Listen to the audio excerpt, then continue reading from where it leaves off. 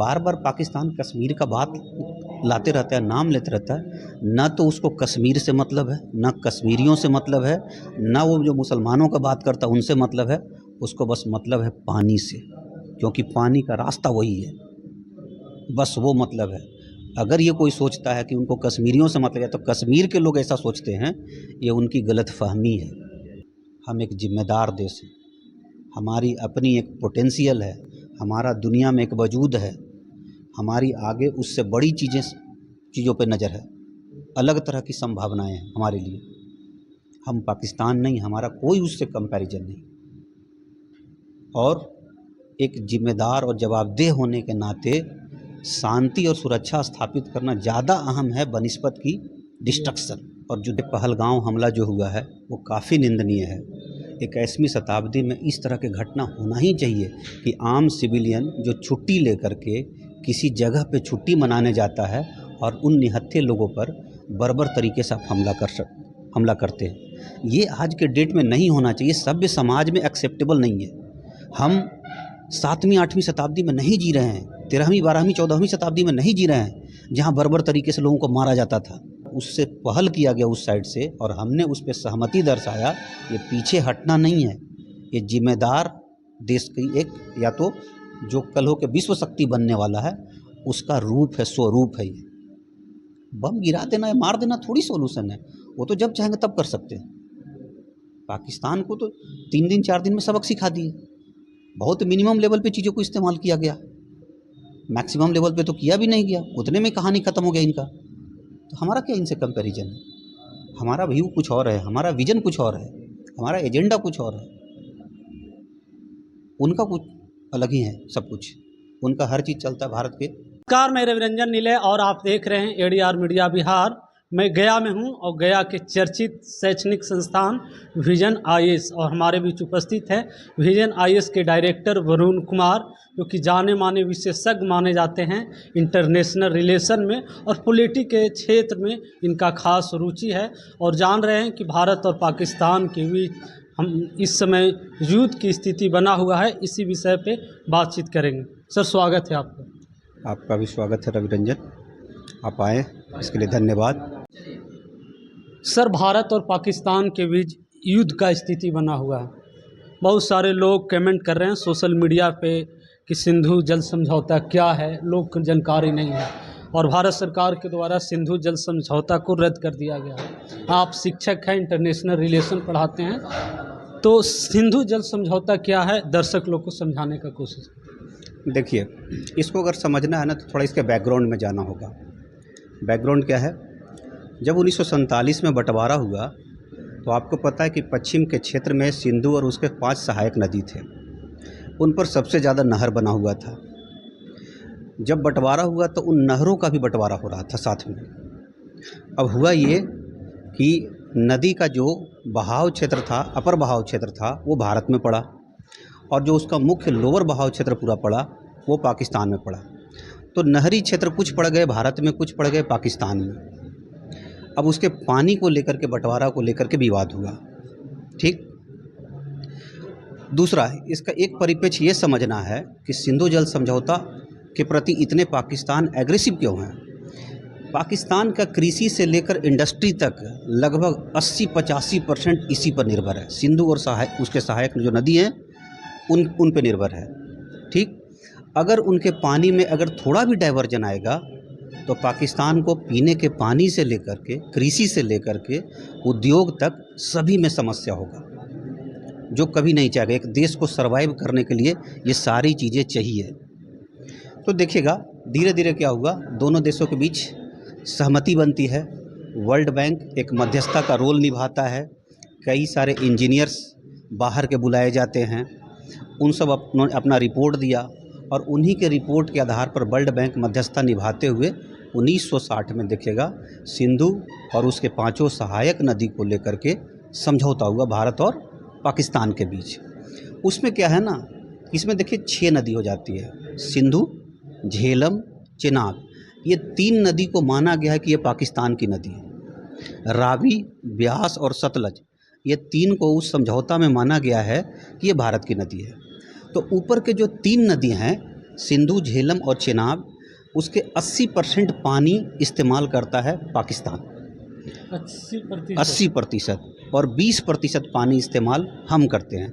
लेकिन देखिए वो 20% पानी भी हम इस्तेमाल नहीं कर रहे थे। ठीक, नीचे के जो 3 नदी हैं देखिएगा, रावी, ब्यास और सतलज, इसके 80% पानी हम इस्तेमाल करते हैं यानी भारत, और 20% पानी पाकिस्तान कर सकता है। अब देखो ये तो समझौता हो गया। इसमें एक जो सबसे अहम क्लॉज था कि ऊपर के जो 3 नदी हैं सिंधु, झेलम, चेनाब, उसके रन ऑफ वाटर पे आप डैम बना सकते हैं। मतलब पाकिस्तान, हाँ, नहीं, हम बना सकते हैं, इंडिया। लेकिन वो पानी को हम रोक करके डाइवर्ट नहीं कर सकते। हमको इलेक्ट्रिसिटी जनरेट करके उस पानी को उसी में छोड़ देना है, मतलब डाइवर्ट नहीं कर सकते भारत बिजली में। उत्पादन करने के ख्याल से भारत कर सकता है। हाँ, बिजली उत्पादन कर सकते हैं। रन ऑफ वाटर का मतलब वही है कि वाटर के रनिंग को, उसको आपको डाइवर्ट नहीं करना। आप बिजली का उत्पादन करिए, उत्पादन करके पानी उसी के फ्लो में छोड़ दीजिए, बस रन ऑफ वाटर का इस्तेमाल कर सकते हैं, उस पानी को डाइवर्ट नहीं कर सकते। ठीक, ये चीज़ें 1960 से चलते आ रहा था। चलते चलते देखिए आज तक आ गया। समय के साथ बहुत सारी चीज़ें परिवर्तित हुआ है। कैसे परिवर्तन हुआ है? परिवर्तन ये हुआ है कि भारत का तब का आबादी और अब के आबादी में बहुत अंतर है। जब देश आज़ाद हुआ था उस समय लमसम 30 से 35 करोड़ के बीच में आबादी था। आज हम लोग 140 करोड़ आबादी है। हमारी ज़रूरतें बदल गई है, ज़रूरतें बढ़ गई है हमारी। तो जो चीज़ें 1960 में हुआ है आज भी उसी तरह से रहे, ऐसा नहीं हो सकता है। और जब दोनों देश के बीच चीज़ें बह रही है तो समय के साथ उसमें चीज़ों को एक तरह से रिवाइव करना या तो उस पर फिर से पहल करना ज़रूरी है। दूसरा, एक तो हमारी ज़रूरतें हो गई। दूसरा, आजकल देखिए पर्यावरण का बहुत समस्या है और इस पे पहल करना बहुत ज़रूरी है। इस मुद्दे को लेकर के भी देखिएगा तो पर्यावरण के अंतर्गत ही नदी भी आ जाती है। तो नदी के मुद्दे को लेकर के भी देखिएगा हमको सजग होने की ज़रूरत है कि उसके पानी को कैसे इस्तेमाल करें, उसको बनाए कैसे रखा जाए, और अगर 2 देशों के बीच बह रहा है तो बंटवारा प्रॉपर कैसे हो। तीसरा, हम समझौता जब किए थे तो उस समझौता में देखिएगा तब आतंकवाद जैसी इस तरह की समस्या नहीं थी। आज देखिएगा तो पाकिस्तान हमेशा भारत को देखिएगा चोट करते रहता है या घाव देते रहता है। जो कश्मीर का समस्या इतना ज़्यादा बना हुआ है वो पाकिस्तान की वजह से। ठीक, तो देखिएगा आप अगर चाहेंगे कि आप हमको हमेशा परेशान करते रहें, हमारे सिविलियंस को मारते रहें और हम उस चीज़ पे कायम रहें, ऐसा नहीं हो सकता है।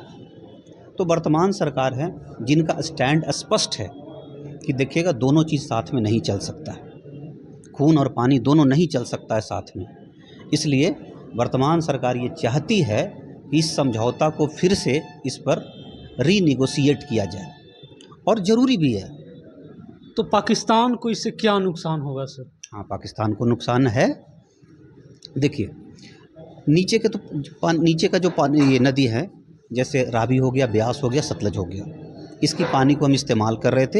हालांकि कुछ दिन पहले तक इसके भी पानी हम पूरी तरह से इस्तेमाल नहीं कर रहे थे, उसके भी बहुत सारा पानी चला जाता था पाकिस्तान के पास।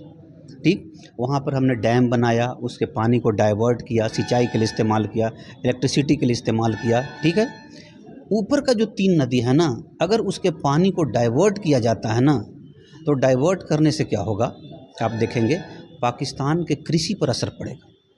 सबसे पहला असर वो देखिएगा, ऊपर की जो नदियां हैं वो लगभग पाकिस्तान के 80% कृषि में उनका सहयोग है, और अगर उनके फ़्लो को कम किया जाएगा तो सबसे पहला है कि देखिए जो पाकिस्तान में जहाँ एंट्री होता है वहाँ पर तो ठीक ठाक लेवल रहेगा, लेकिन सिंध जाते जाते उनका लेवल बहुत नीचे गिर जाएगा। पंजाब, सिंध। हाँ, पंजाब सिंध तक जाते जाते बहुत लेवल नीचे गिर जाएगा, और अरब सागर से गिरने के पहले ऐसा कहा जाता है कि 60, 70, 80 किलोमीटर, 100 किलोमीटर में तो लगभग लेवल ना के बराबर हो जाती है। और ऐसे में अगर भारत उसको रोक दे या उसको कम करे, रोकना तो देखिए संभव नहीं है, उसको कम किया जा सकता है, तो उनकी कृषि बर्बाद हो जाएगी। खाने को भी लाले पड़ जाएंगे पाकिस्तान। हाँ, कह सकते हैं, एकदम कह सकते हैं। जब आपके यहाँ अनाज का उत्पादन नहीं होगा और आबादी जिस तरह से पाकिस्तान की बढ़ रही है, जिस तरह से वहाँ महंगाई सुनने को मिल रहा है, होगा, एकदम होगा। तो एग्रीकल्चर उनका पूरा समाप्त हो सकता है। दूसरा देखिएगा, उनके इंडस्ट्री पे प्रभाव पड़ेगा। उनके इंडस्ट्री के लिए देखिए बैकबोन क्या होता है, सेकेंडरी सेक्टर के लिए बैकबोन होता है प्राइमरी सेक्टर। तो जब एग्रीकल्चर और एग्रीकल्चर से रिलेटेड चीज़ें बर्बाद होंगी तो क्या सेकेंडरी सेक्टर अपने आप बर्बाद हो जाएंगे। उद्योग सेकेंडरी सेक्टर में है, वो अपने आप बर्बाद होते चला जाएगा। उनके लिए भी पानी चाहिए होता है, बड़े बड़े उद्योग के लिए भी वाटर बहुत ज़रूरी होता है। इंफ्रास्ट्रक्चर में सबसे अहम चीज़ है पानी का सप्लाई प्रॉपर होना चाहिए, वो ख़त्म हो जाएगा। तीसरा, इलेक्ट्रिसिटी का प्रॉब्लम होगा। पाकिस्तान की 24 करोड़ आबादी है, इलेक्ट्रिसिटी अभी तक वहाँ पूरे हर गांव हर शहर में नहीं पहुँचा है, और जहाँ पहुँचा भी वहाँ भी 24 घंटा नहीं रहता है। 24 घंटा बिजली पाकिस्तान में अभी नहीं रहता है, नहीं रहता है, लगभग 60-70% पाकिस्तान में नहीं रहता है। ठीक, तो इलेक्ट्रिसिटी जो है, उन इलेक्ट्रिसिटी जो प्लांट है उनके, वो प्रभावित हो जाएंगे। ऐसे में पाकिस्तान में अंधेरा भी छाएगा, कृषि भी जाएगा, इंडस्ट्री भी जाएगा, तो सर्वाइव करने के लिए बचता क्या है फिर? सर्वाइव करने के लिए कुछ बचता नहीं है। और रही बात, देखिए, जब बार बार पाकिस्तान कश्मीर का बात लाते रहता है, नाम लेते रहता है, ना तो उसको कश्मीर से मतलब है, ना कश्मीरियों से मतलब है, ना वो जो मुसलमानों का बात करता है उनसे मतलब है, उसको बस मतलब है पानी से, क्योंकि पानी का रास्ता वही है, बस वो मतलब है। अगर ये कोई सोचता है कि उनको कश्मीरियों से मतलब है, तो कश्मीर के लोग ऐसा सोचते हैं, ये उनकी गलतफहमी है, ये उनको सोचना चाहिए। पूरा लड़ाई पानी को लेकर हो रहा है। हाँ, पूरी लड़ाई पानी को लेकर के है, सारी लड़ाई पानी को लेकर के है, क्योंकि पानी ह्यूमन के, या तो ह्यूमन ही नहीं कहिए, जीवों के लिए, सर्वाइवल के लिए ज़रूरी है। आप 2 दिन खाए बिना रह सकते, बिना पानी के नहीं रह सकते, तो सारा लड़ाई पानी का है। दूसरा देखिएगा, अगर पानी को उसका कंट्रोल करना शुरू कर दे, जैसे सिंधु है, झेलम है, चेनाब है, उन पर अगर हमने डैम बनाया प्रॉपर तरीके से, और डैम ठीक ठाक बड़े बना दिए, उसके पानी के लेवल को तो नीचे गिराएंगे ही, बड़े पैमाने पे पानी को स्टोर कर सकते हैं। अब देखिए उनका समस्या क्या बढ़ेगा, हम जब चाहें तब उन फाटक को खोल के बाढ़ ला सकते हैं, पानी पानी कर दे सकते हैं, जब चाहें तब उनको सूखा कर सकते हैं। मतलब दोनों तरफ से आप मार सकते हैं। हाँ, दोनों तरफ से। और ये हम जहाँ तक समझ पाते हैं, ये मान करके चल रहे हैं कि आगे आने वाली, या तो अभी जो वर्तमान गवर्नमेंट है, कोई इस पर कॉम्प्रोमाइज़ नहीं करने वाली है। ऐसा नहीं कि पाकिस्तान के पूरी पानी रुक जाएगी, लेकिन आप चाहेंगे कि पहले की तरह चीज़ें हो, वो नहीं होने वाला है। और अब आगे सरकार ये ज़रूर कोशिश करेगी कि हम इतना स्ट्रैटेजिकली ये बना लें कि जब चाहें तब वाटर के फ़्लो को बढ़ा दें, वाटर के फ़्लो को घटा दें। वाटर के फ़्लो को बढ़ाने का मतलब पाकिस्तान के लगभग 60% आबादी उसके जद में आएगी, और वाटर के फ़्लो को नीचे करने का मतलब पाकिस्तान के पूरी इकोनॉमी उनके जद में आएगी। तो वर्ल्ड बैंक बीच में हस्तक्षेप नहीं करेगी? एक वर्ल्ड बैंक हस्तक्षेप करे, उसमें उस समझौता में क्या लिखा हुआ है? समझौता में ये लिखा हुआ है कि बिना दोनों के सहमति से रद्द नहीं हो सकता। हमने रद्द नहीं किया, सस्पेंड किया। बहुत सारे लोग मीडिया वाले चला रहे हैं कि रद्द हो गया। नहीं नहीं नहीं, ये गलत है, वो शायद वो पढ़े नहीं है उनके क्लाउज को। रद्द नहीं, रद्द दोनों मिल के ही कर सकते हैं, सस्पेंड किया है। और भारत एक जिम्मेदार देश है, एक तरफा इस तरह की कार्रवाई नहीं करेगा।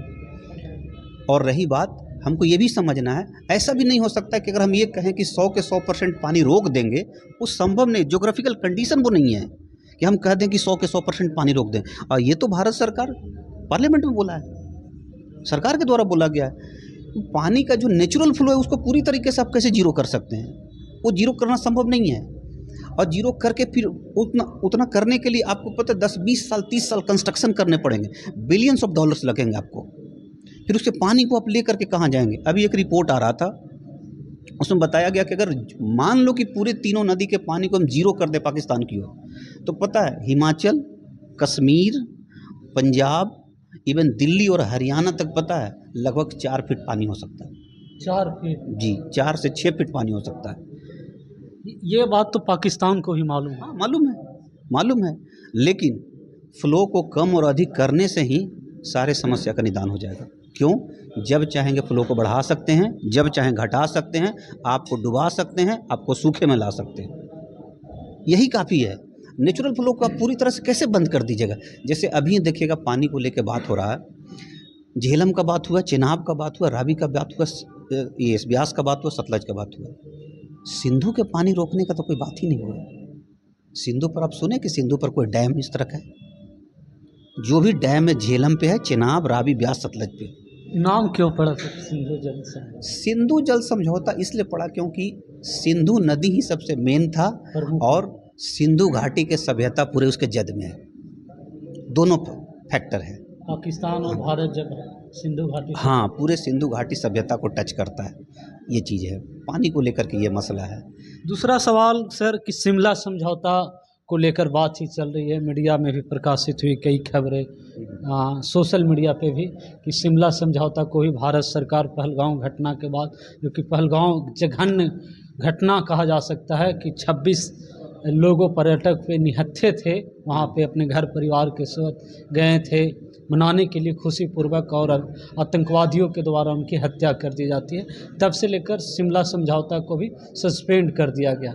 आखिर शिमला समझौता है क्या? देखिए, पहले तो देखिए पहलगांव हमला जो हुआ है वो काफ़ी निंदनीय है। 21वीं शताब्दी में इस तरह की घटना होना ही चाहिए कि आम सिविलियन जो छुट्टी लेकर के किसी जगह पे छुट्टी मनाने जाता है और उन निहत्थे लोगों पर बर्बर तरीके से आप हमला करते हैं। ये आज के डेट में नहीं होना चाहिए, सभ्य समाज में एक्सेप्टेबल नहीं है। हम 7वीं 8वीं शताब्दी में नहीं जी रहे हैं, 13वीं 12वीं 14वीं शताब्दी में नहीं जी रहे हैं जहाँ बर्बर तरीके से लोगों को मारा जाता था। ये अपने आप में ही जितना आप इसका क्रिटिसाइज कर सकते हैं ज़्यादा कम है, समझ गए। रहा शिमला समझौता की बात आप कर रहे हैं, शिमला समझौता का बैकग्राउंड क्या है? शिमला समझौता का बैकग्राउंड है 1971 बांग्लादेश का वार। बांग्लादेश भाषा के आधार पर देखिएगा उससे अलग हो रहा था। क्यों? क्योंकि पाकिस्तान जन्म के साथ ही देखिएगा उर्दू भाषा पूरे पाकिस्तान पे थोप दिया, जबकि बंटवारा के समय मात्र 2% लोग वहाँ उर्दू बोलने वाले थे। क्या बोलते थे लोग? पंजाबी बोलते थे, सिंधी बोलते थे, पख्तूनी बोलते थे, बलूच बोलते थे, बंगाली बोलते थे। उर्दू 2% लोग लाहौर के इलाका में बोलते थे। आप उन पे थोप दिए उर्दू भाषा, राष्ट्रभाषा। भारत कितना अच्छा अपनाया कि राष्ट्रीय भाषा बनाया नहीं, राजभाषा बनाया, समझ गए। अब देखिएगा जब भाषा के आधार पर उनको थोपा गया तो उनको कहीं ना कहीं उनको अपने कल्चर पे हमला दिखा। इसलिए सबसे बड़ी बात हो रहा था जो बंटवारा के समय कहा गया था कि हिंदू और मुसलमान 2 नेशन हैं, लेकिन सारे लोग इस्लाम को ही मानने वाले थे। बंगाली भी इस्लाम को मानने वाले थे और बाकी लोग भी इस्लाम को मानने वाले थे, बस 2 नेशन में बट गए। और मौलाना आज़ाद का ये बात सही हो गया कि पाकिस्तान 25 साल भी साथ नहीं रह पाएगा, और 24वां साल पाकिस्तान अलग हो गया था। पूर्वी पाकिस्तान आज जो बांग्लादेश है। तो हुआ उस समय क्या कि देखिएगा जब एक इलेक्शन हुआ था, इलेक्शन में जो इधर की पार्टी थी ना उसने बहुमत हासिल किया, इन्हें सरकार बनाने नहीं दिया गया। ये जो वर्तमान में जो वहाँ के प्रधानमंत्री थे, हाँ, इनके पिताजी, ठीक, सरकार बनाने नहीं दिया। जब सरकार नहीं बनाने दिया तब देखिएगा एक मुक्ति वाहिनी नाम से एक संगठन खड़ा हो गया बांग्लादेश में, जो आज का बांग्लादेश है तब का पूर्वी पाकिस्तान, ठीक। मुक्ति वाहिनी नाम का संगठन जब खड़ा हुआ तो देखिएगा जब पाकिस्तानी आर्मी वहाँ पर हिंसा करने लगे, बर्बरता अपनाने लगे, तो बड़े पैमाना पे लोग वहाँ से भाग करके, क्योंकि हमारी बाउंड्री सबसे ज़्यादा उनसे है बांग्लादेश के साथ, तो वहाँ से लोग भाग कर यहाँ आने लगे। कहते तो यहाँ तक कि करोड़ों लोग आए थे बांग्लादेश से, करोड़ों लोग आए थे, 1 करोड़ से एबव लोग आए थे। अब ऐसे में देखिएगा हम जब बगल में पड़ोसी है ना तो हमारी नैतिक जिम्मेदारी बन जाती है, नैतिक नहीं जिम्मेदारी पूरी बन जाती। क्यों? क्योंकि मेरे सुरक्षा के लिए, मेरे सीमा के सुरक्षा के लिए खतरा बन रहा था सब कुछ। और जब हमारी सीमा की सुरक्षा के लिए खतरा जब बन रहा था तो हम स्टेप लेंगे ही लेंगे। भारत सरकार ने स्टेप भी लिया। उन मुक्ति वाहिनी को ये बात सत्य है कि उन मुक्ति वाहिनी जो बंगाली युवा थे जो पाकिस्तान के आर्मी के खिलाफ लड़ रहे थे या तो अपने एक राष्ट्र के लिए लड़ रहे थे, उनको भारत सरकार और भारत ने ट्रेन किया, मदद किया। और भारत उसी बीच समय से देखिएगा पूरे दुनिया को सुबह बताना शुरू किया कि हम युद्ध नहीं चाहते हैं, इसका सॉल्यूशन निकाला जाए। और ये बताना शुरू किया, इंदिरा गांधी की सरकार थी, उन्होंने ये बताना शुरू किया दूसरे यूरोपियन देशों को, अमेरिका को, सब जगह जा कर के बताया कि भाई इसका हल निकालिए आप लोग, क्योंकि हम प्रत्यक्ष रूप से प्रभावित थे, समझ गए। बताना शुरू किया और इसी वेट में भारत था कि हम पहले हमला नहीं करेंगे। एक दिन वो मौका ही गया जब पाकिस्तान के देखिए वायुसेना के जो जहाज़ थे वो बंगाल और उसके आसपास के कुछ इलाकों पर हमला कर दिया। अब हमको बचाव करने का पूरा अधिकार है। भारतीय संप्रभुता, हाँ, ये हमारी संप्रभुता के खिलाफ थी, तो हमारा बचाव करने, यूएन चार्टर के अनुसार बचाव करने का पूरा अधिकार है, हमें अपनी सुरक्षा को बनाए रखने का पूरा अधिकार है। फिर भारतीय सेना इसमें इन्वॉल्व हुई। भारतीय सेना इन्वॉल्व हुई जाकर के लगभग 6 दिसंबर से लेकर 16 दिसंबर होते होते 16 दिसंबर को बांग्लादेश आज़ाद हो गया। 10 दिनों तक हुआ। हाँ, एक नए देश का जन्म हो गया। ठीक, नए देश का जब जन्म हुआ तो इसी परिप्रेक्ष्य में देखिएगा शिमला समझौता हुआ। शिमला हिमाचल का एक अपना जगह है, खूबसूरत जगह है। वहाँ पे देखिएगा जुल्फ़िकार अली भुट्टो पाकिस्तान के उस समय प्रमुख था और भारत से इंदिरा गांधी जो भारतीय प्रधानमंत्री थी, दोनों वहाँ बैठे और बैठ करके समझौता किया। उस समझौता में 2-3 अहम बिंदु हैं। पहला देखिएगा, भारत देखिएगा एक बड़े से एरिया पर नियंत्रण कर लिया था पाकिस्तान के, पश्चिमी पाकिस्तान के एरिया पर भी। उस समझौता में उसको लौटा दिया गया पाकिस्तान वो को। कराची वाला इलाका। हाँ, लौटा दिया गया। दूसरा, इसमें जो सबसे अहम बिंदु पर साइन किया गया वो था कि जो कश्मीर का इशू है, वो कश्मीर का इशू में थर्ड पार्टी कोई नहीं होगा। मतलब जो भी उसका इशू है, भारत और पाकिस्तान दोनों बैठ करके ही उसका हल निकालेंगे, तीसरा पार्टी कोई नहीं होगा। ये सबसे अहम बिंदु। क्यों? क्योंकि 1947 में जब बंटवारा हुआ था तो उस समय बंटवारा के समय आप देखेंगे तो उसको यूएन लेके चले गए थे। पंडित जवाहर। हाँ, नेहरू जी यूएन लेके चले गए थे। और यूएन ले जाने का मतलब कई कंट्री इन्वॉल्व हो जाएंगे, समझ रहे हैं, ये चीज़ें हैं। तो हमने उसमें एक जो अहम क्लॉज लगाया, यही सबसे अहम क्लॉज लगाया। बाकी तो देखिए कि हम एक दूसरे के संप्रभुता का रक्षा करेंगे, सम्मान करेंगे, एक दूसरे के मामलों में हस्तक्षेप नहीं करेंगे, वो सब देखिए डेकोरेटेड वर्ड होता है आईआर में। बाकी तो जो मजबूत होता है वही करता है, लेकिन वो सब डेकोरेटेड वर्ड होता है, कहाँ बाकी चीज़ों का फॉलो। लेकिन जो अहम चीज़ इसमें फॉलो किया जा रहा है, वो फॉलो किया यही जा रहा था आज तक कि कश्मीर के इशू में थर्ड पार्टी हम एक्सेप्ट नहीं करेंगे। और आज भी हमारा स्टैंड यही है और आगे भी यही रहेगा भारत सरकार का स्टैंड कि थर्ड पार्टी को हम कभी एक्सेप्ट नहीं करें। इसलिए देखिएगा, डोनाल्ड ट्रंप अपने पहले कार्यकाल में भी कश्मीर का चर्चा किया था कि हम मध्यस्थ बनना चाहते हैं। भारत सरकार ने उसको कंडेम किया, स्ट्रांगली कंडेम किया कि चाहे दुनिया का कोई भी ताकत रहे, कोई भी सुपर पावर रहे, हम इसमें थर्ड पार्टी को एक्सेप्ट नहीं करें। और आज भी देखिएगा, पक्ष हो या विपक्ष हो, सारे लोग का स्टैंड यही है। हाँ, ये बात ज़रूर आ रहा है कि डोनाल्ड ट्रंप दूसरे कार्यकाल में भी बार बार कश्मीर का नाम ले रहे हैं, लेकिन लेने से नहीं हो जाएगा। उनका अपना हिडन एजेंडा हो सकता है, पर ये संभव नहीं है कि कोई थर्ड पार्टी आकर के उसमें इन्वॉल्व हो। सर, क्या लगता है, आप आईआर के जानकार हैं, तो जिस प्रकार से पाकिस्तान और अफ़गानिस्तान का मामला है, कभी रसिया अफ़गानिस्तान को यूज किया, पाकिस्तान को अमेरिका यूज किया, तो क्या पाकिस्तान के प्रति सॉफ्ट नज़रिया है अमेरिका का? हाँ, कारण है। अगर कोई पार्टीशन के इतिहास को अगर आप अच्छे से पढ़े होंगे तो भी इसको समझ पाएंगे। अगर कोई लोग यहाँ समझता है कि भारत के लोगों ने इसको बंटवा दिया, भारत के कोई लोग नहीं चाहता था कि कंट्री बटे। जब अंग्रेज़ यहाँ से छोड़ करके जा रहे थे, तब उन लोगों ने इस बात को बहुत अच्छे से समझा, दो चीज़ों को। पहला, इतना बड़ा कंट्री, इतना बड़ा एरिया, इतनी बड़ी आबादी और इतनी पोटेंशियल, अगर एक जगह इसको हम कर दिए तो भविष्य का सुपर पावर हो जाएगा। यूरोपियन पावर कभी नहीं चाहता है कि ये जो सुपरियरिटी वाला भाव है ये यूरोप से कहीं और ट्रांसफ़र हो, और एशिया के लोगों को तो और भी नहीं चाहेंगे। ये तो शुरुआती से उनका स्टैंड रहा है। तो पहला तो ये है कि पोटेंशियल है, इतनी बड़ी कंट्री थी, अगर एक देश हो जाता तो भविष्य का सुपर पावर हो जाता। तब सुपर पावर इंग्लैंड हुआ करता था, बाद में भले अमेरिका बना सेकेंड वर्ल्ड वार के बाद। ठीक। दूसरा देखिएगा, इसमें एक चीज़, एक नया बात हम बताना चाहते हैं जो गहराई से हमने समझ पाया है। क्योंकि देखिएगा, यहूदियों को बसाना था फ़िलिस्तीन के इलाका में, और बसाया भी गया। फ़िलिस्तीन का इलाका उस समय वर्तमान में मुसलमानों का इलाका था। ऐतिहासिक रूप से क्या रहा उसको छोड़िए, लेकिन तब मुसलमानों का इलाका था। ठीक। तो कैसे उसको जस्टिफाई करिएगा? उसको जस्टिफाई कैसे करिएगा कि भाई एक मुस्लिम का इलाका है, वहाँ पे यहूदी को आप बसा दिए? तो देखिएगा, उन्होंने एक इंटरनेशनल कहिए साजिश कह सकते हैं आप, कि उन्होंने क्या किया, पहले भारत को से पाकिस्तान एक अलग कंट्री इस्लाम के नाम पर बनवाया। इस्लाम के नाम पर बना, पूरे दुनिया जो इस्लाम को मानने वाली थी वो ताली बजाई। 1947 की बात है। इजराइल 1948 में बना, मुसलमानों के जगह पर एक यहूदी कंट्री बना। अब मुसलमानों के सामने असमंजस था कि जब इस्लाम के नाम पर देश बन रहा था तब तो ताली बजा रहे थे आप, जब यहूदी का देश बन रहा है तो ताली कैसे बजाएं? और कंडेम भी नहीं कर सकते क्योंकि 1 साल पहले हम बजा रहे थे। मतलब यूरोपीय कंट्री अपने जाल में हाँ, फंसाने की कोशिश। जाल में फंसा लिए। तो ये 2 कारण। तीसरा एक कारण देखिए, सबसे अहम कारण बताते हैं। जो कॉलोनी सिस्टम था, उपनिवेशीकरण का प्रक्रिया था, साम्राज्यवाद का प्रक्रिया था, वो धीरे धीरे समाप्त हो रहा था।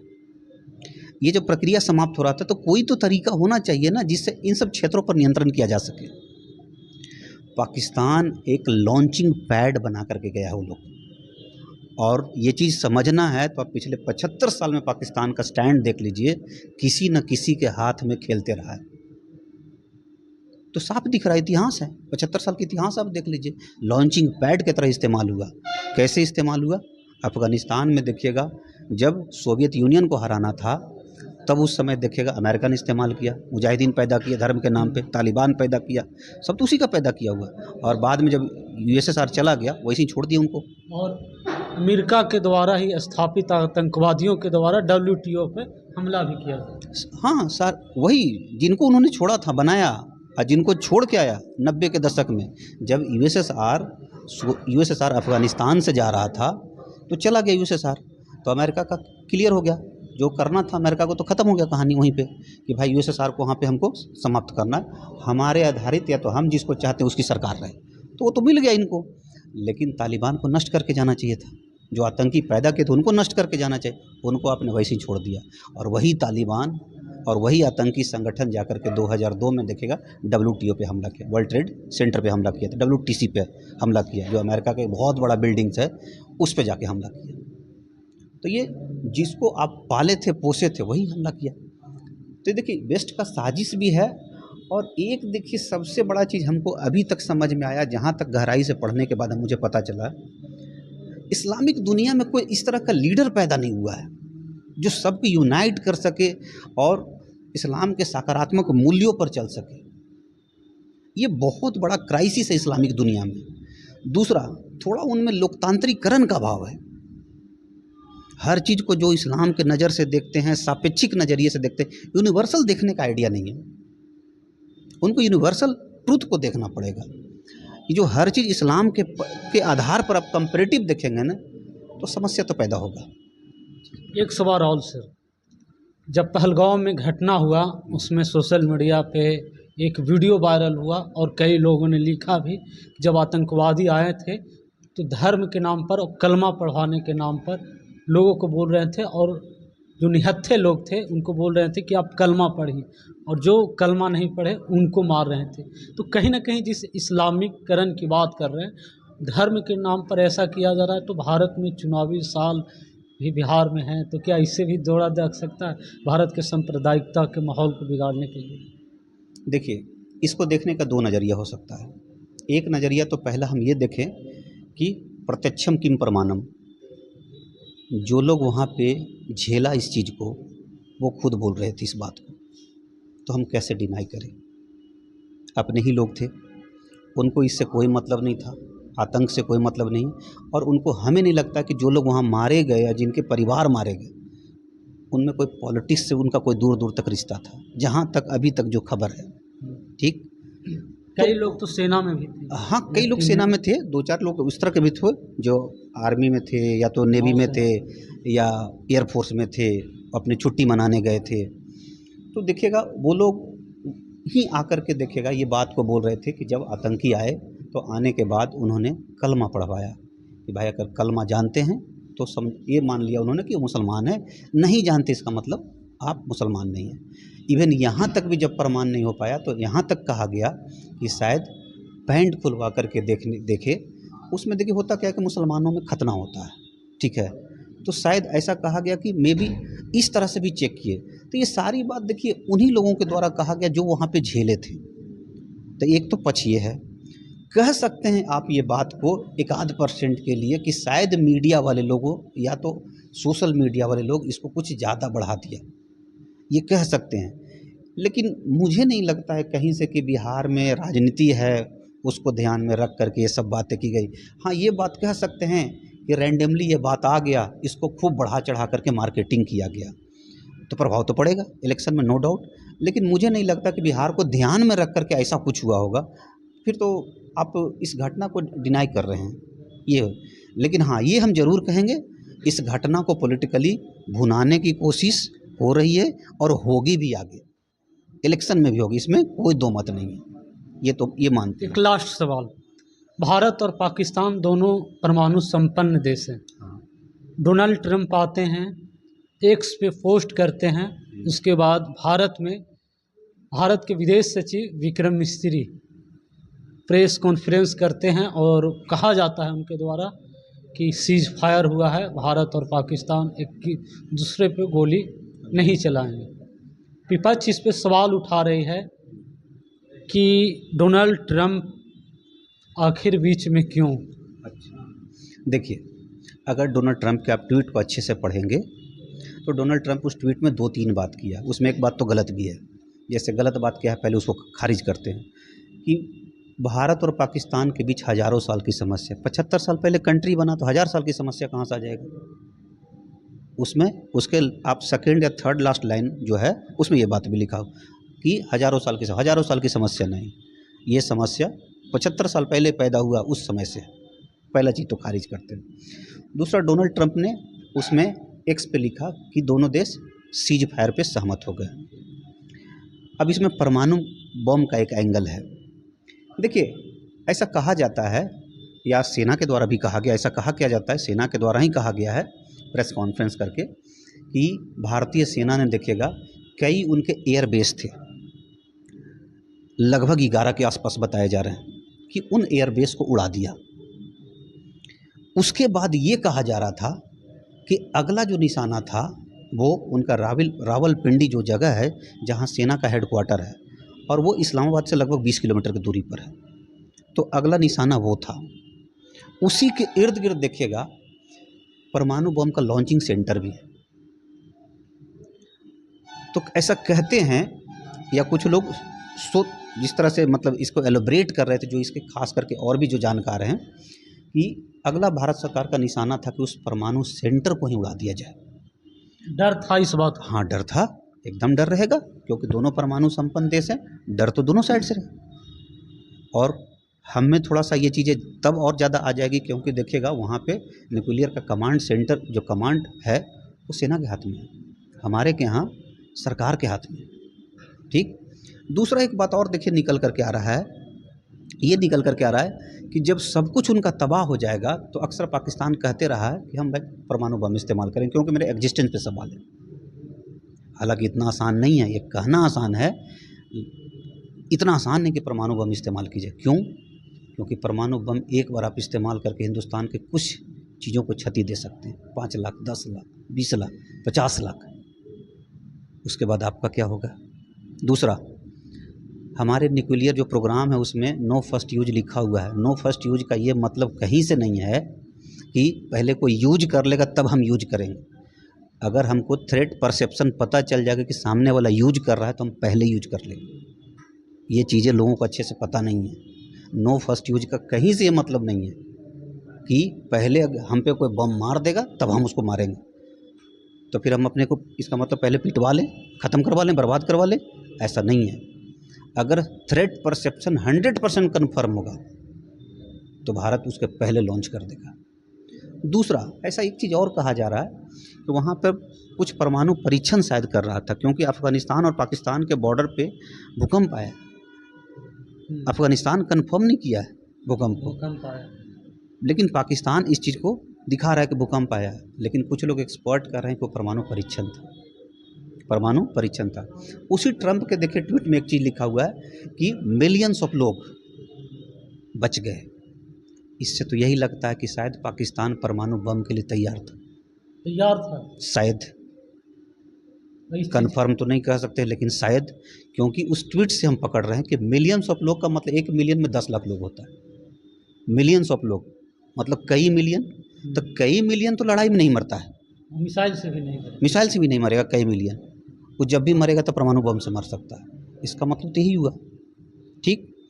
तो देखिएगा कहीं ना कहीं देखिएगा इस तरह की चीज़ों का बनावट चल रहा था। उसके बाद देखिएगा जो ये कहा जा रहा है कि अमेरिका इसमें बीच में हस्तक्षेप किया, अमेरिका बीच में हस्तक्षेप नहीं किया, बस समझाने का कोशिश किया था। और देखिएगा तो अमेरिका ने ये भी कन्विंस किया पाकिस्तान को कि आप खुद से उनके डीजीएमओ को फ़ोन कीजिए। पहला बार फोन उधर ही से आया। उधर से ही आया, पहले फ़ोन उधर ही से आया। भाई अपने लेवल पे करिए, क्योंकि आपस में आपका शिमला समझौता में ये चीज़ें है और अमेरिका इस बात को जानता है कि भारत एक स्वतंत्र, स्वायत्त, संप्रभु और स्वतंत्र विदेश नीति रखने वाला देश है। अगर हम कहेंगे भी तो नहीं मानेगा, क्योंकि S-400 में वो दिख चुका है कि अमेरिका नहीं चाहता था कि S-400 खरीदे भारत, लेकिन भारत खरीदा क्योंकि हमारी सुरक्षा की ज़रूरतें थी और वो दिखा। समझ गए? तो ये चीज़ें हैं। तो ये कहा जा रहा था कि उस लेवल तक दोनों देश शायद पहुंच गए। तो इसीलिए देखिएगा दोनों देश आपस में फिर बात किए, उसके बाद देखिएगा सीज फायर का घोषणा हुआ। और बाकी इस पे देखिए कुछ कन्फर्म तो देखिए सरकार ही कह सकती है, कन्फर्म गवर्नमेंट ही कह सकती है। आम आदमी या तो आम एक्सपर्ट तो देखिए एक अंदाज़ा लगा सकता है चीज़ें कैसे कैसे घटित हो रही है ये चीज़ें। दूसरा, अगर मान लेते हैं कि पाकिस्तान इस्तेमाल करने के लिए तैयार था और हम उसके साथ सीज फायर कर लिए, अगर पाकिस्तान बोला कि भाई सीज फायर करिए और हम तैयार भी हो गए, तो कोई कह सकता है कि भारत देखेगा शायद परमाणु बम हमला करने के लिए पाकिस्तान चाह रहा था इसलिए पीछे हट रहा है। नहीं, हम एक जिम्मेदार देश हैं, हमारी अपनी एक पोटेंशियल है, हमारा दुनिया में एक वजूद है, हमारी आगे उससे बड़ी चीज़ों पे नज़र है, अलग तरह की संभावनाएं हैं हमारे लिए। हम पाकिस्तान नहीं, हमारा कोई उससे कंपैरिजन नहीं। और एक जिम्मेदार और जवाबदेह होने के नाते शांति और सुरक्षा स्थापित करना ज़्यादा अहम है बनिस्बत की डिस्ट्रक्शन और युद्ध से। तो अगर उससे पहल किया गया उस साइड से और हमने उस पर सहमति दर्शाया, ये पीछे हटना नहीं है, ये जिम्मेदार देश की एक, या तो जो कल हो के विश्व शक्ति बनने वाला है उसका रूप है, स्वरूप है। ये बम गिरा देना या मार देना थोड़ी सॉल्यूशन है, वो तो जब चाहेंगे तब कर सकते हैं। पाकिस्तान को तो 3 दिन 4 दिन में सबक सिखा दिए। बहुत मिनिमम लेवल पे चीज़ों को इस्तेमाल किया गया, मैक्सिमम लेवल पे तो किया भी नहीं गया, उतने में कहानी ख़त्म हो गया इनका। तो हमारा क्या इनसे कंपैरिजन है? हमारा व्यू कुछ और है, हमारा विजन कुछ और है, हमारा एजेंडा कुछ और है, उनका कुछ अलग ही है। सब कुछ उनका हर चीज़ चलता है भारत के साथ इनसिक्योरिटी पे। बहुत बहुत धन्यवाद सर बातचीत करने के लिए। यह वीडियो आपको कैसा लगा और इंटरनेशनल रिलेशन के अगर और भी मुद्दे पे आपको जानना चाहते हैं तो कमेंट सेक्शन में जाए और कमेंट करें कि कौन सा मुद्दा वर्तमान में जो घटित हो रहे हैं उस पर जानना चाहते हैं। धन्यवाद।